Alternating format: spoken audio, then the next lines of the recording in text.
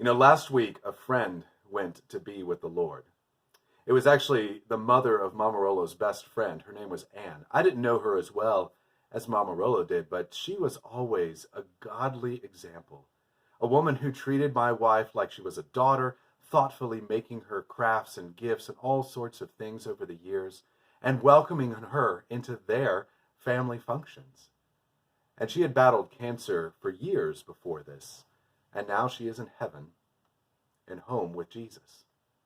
Now, when she died last week, her husband, Randy, a man that I greatly respect, wrote this on social media about her. This magnificent lady is now among the saints and angels rejoicing in heaven with Jesus. I am so blessed to have been her husband for the last 42 and a half years. I so look forward to seeing her again someday. Randy and his family are grieving. All of us are grieving. But did you hear the note of joy and hope in his song of grief? He knows that he will see her again, and that now she is in heaven, and that is actually the beginning of her real life. Both chapters 49 and 50 of Genesis end with death. They end with the deaths of Israel and the deaths of Joseph. Now, that may seem like an odd way to end this wonderful story. But when we really think about it, and we look at the faith of these two men, we can see that in their deaths were given hope, the hope of eternal life with Jesus. So actually, this book, by ending with these two deaths, ends with hope.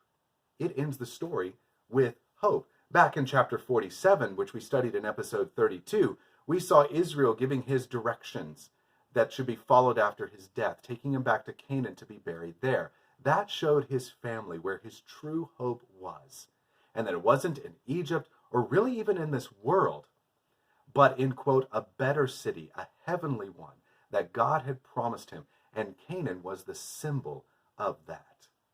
So at the end of chapter 49 and the beginning of chapter 50, Joseph follows his father's directions and takes him back to Canaan to bury him there in the hope that God had promised them of a new creation, a new city. And then at the end of the book of Genesis in verses 24 and 25, Joseph expresses the same hope when he tells his brothers and his descendants not to leave his bones in Egypt when they leave, but to take them with them when they go back to the promised land. He knows he cannot avoid being buried in Egypt. But his hope is not in Egypt. It's not even in this world, but in the new creation. He shows us that by wanting his bones to be buried in Canaan, which was the physical symbol in this world of that new creation that God would one day bring. This is the hope that the author of Hebrews tells us about in Hebrews chapter 11, verse 13. These, that is the Old Testament saints like Abraham, Isaac, Israel, Joseph, all died in faith, not having received the things promised, but having seen them from afar and greeted them from afar, and having acknowledged that they were strangers and exiles on earth. This is actually the hope of every Christian, not just the Old Testament ones, but the New Testament ones as well, which is why Randy could sing that note of hope even as he grieves for his wife of 42 years. This is a hope beyond this world, beyond the sin and death of this life.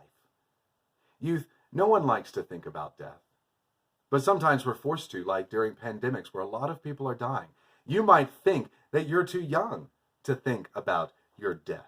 But like with Israel and Joseph, we are all strangers and exiles here on earth. This world is not our home.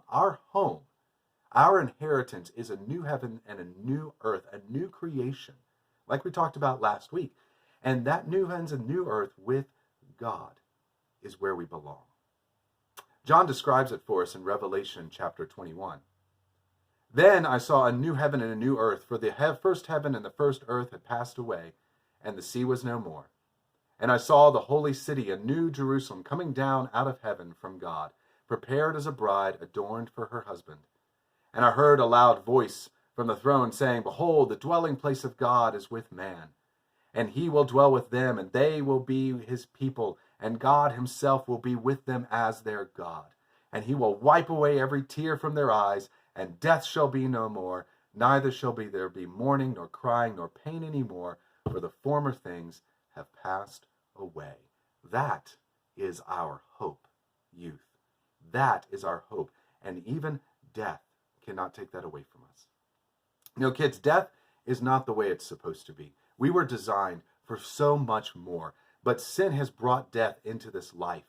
As this disease, as the death of my friend's family member is a vivid reminder of. And it brings grief, but there is hope in grief for Christians. Christ has defeated death and given us the hope of a new creation. That's why the Heidelberg Catechism, remember we studied the Heidelberg Catechism in youth group and we use it a lot at church. It says this about death. Death puts an end to our sinning and is our entrance into eternal life. That's why we don't have to fear death. And even why we can have hope in it, like Randy does for his wife. Anne had struggled against cancer for years. And it's tempting to say, well, now she's not suffering anymore. And that's actually true. But the problem with that is it makes it sound like the emphasis should be on the cancer, as if that is the worst thing she suffered in this life. But Anne suffered the same thing we all suffer in this life. Struggling against our sin. And that is a far worse struggle than any disease can ever give us. Death puts an end not just to our physical struggles against the physical ailments of this world, but it puts an end to our sinning itself. And then it is the beginning of our eternal life. That is our hope. That's what we were created for.